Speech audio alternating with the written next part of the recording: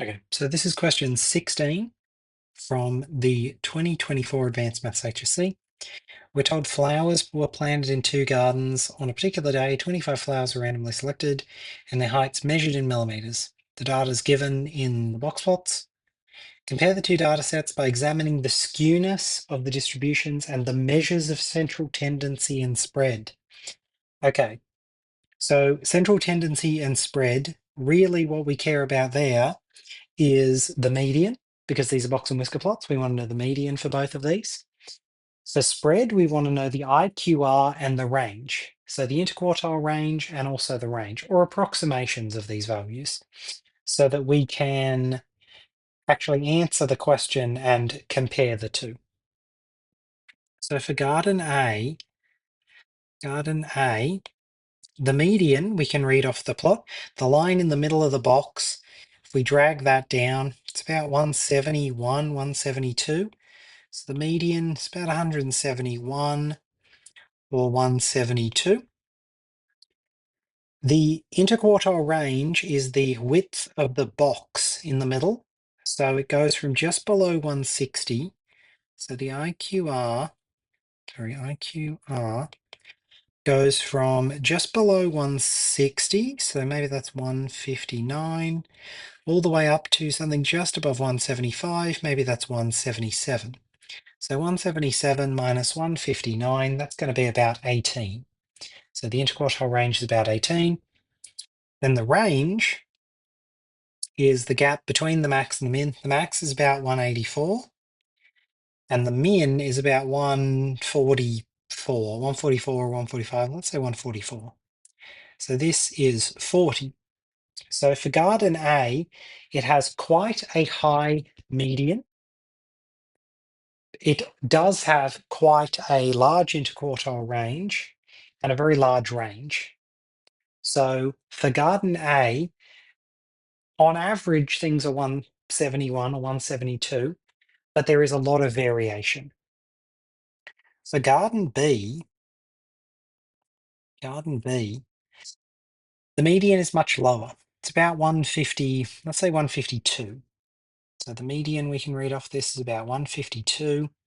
The IQR, that's going to be the width of the box. Well, its lower one is about 149. So 149 at the lower end.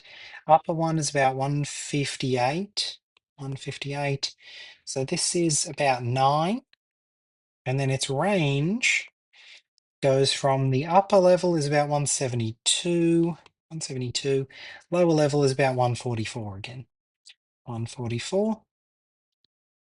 So for this, we have 172 minus 144. That's going to be, looks like 28. So this is 28. Yep, 144 plus 20 is 164, plus 8 is 172. Yep. So for garden A, the data has a higher center, but a larger spread. For garden B, it has a lower center, but a narrower spread, particularly the 50% of scores around the median. So this is us talking about the central tendency and spread, but we also want to mention the skewness. So if you look at garden A, there's a lot of scores in Q3. The span from the median all the way down to the lowest quartile is quite large. So garden A is actually negatively skewed. This has a negative skew. Garden B, however, is the opposite. It has a bunch of scores between the median and the quartile below that.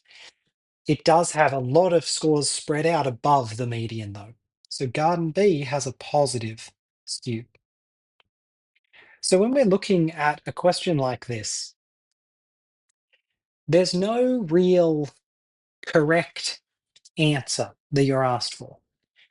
You're really just saying this is the skew for one, this is the skew for the other. The median for this one is higher than the median for this one. The interquartile range is larger than the interquartile range of this one. If they ask you to make a case for why one is higher or one is lower, then you need to pick particular parameters and pit them against the other parameters. You need to say, oh, this one is higher than that other one, and therefore this data set is higher. In this question, they didn't actually ask us to do that. They just told us to compare them. So we come up with these and then we say one is negative skew, one is positive, median of garden A is higher, interquartile range of garden A is higher, range of garden A is higher. So that's our comparison, and that's how we do question 16.